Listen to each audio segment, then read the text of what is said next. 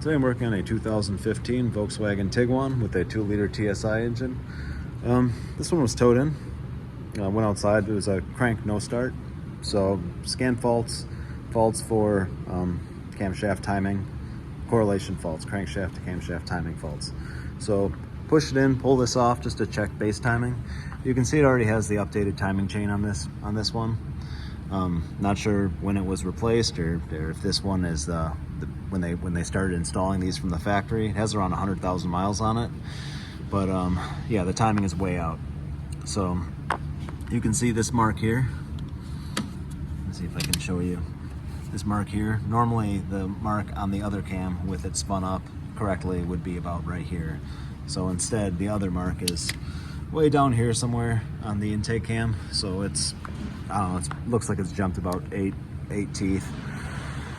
So it's likely that there's damage to the cylinder head, to the valves. But yeah, talked to the customer about it a little bit, and they said that this car it has a oil pressure warning light that's came on a bunch in the past. I haven't worked on this car before. This is new to me, and I'm looking and I'm seeing an oil pressure sensor with tape all over it, and they say it consumes oil, so they're constantly topping it off.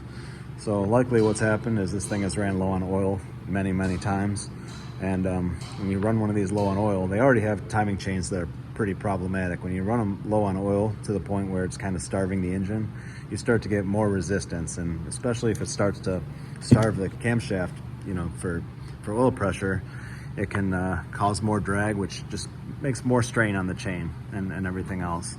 So it's taking something that's already problematic and making it a lot worse by having dirty oil and low oil pressure and things like that frequently. So this is gonna be a pretty expensive job. And what I'm gonna probably end up doing is, you know, sticking a camera in the spark plug, see if I can see any witness of valves hitting pistons, looking at the piston face. Sometimes that'll show something, sometimes it won't. And if I can't really get much there, I can pull this whole cam plate off, and that'll shut all the valves because it lifts the camshafts right off the valves.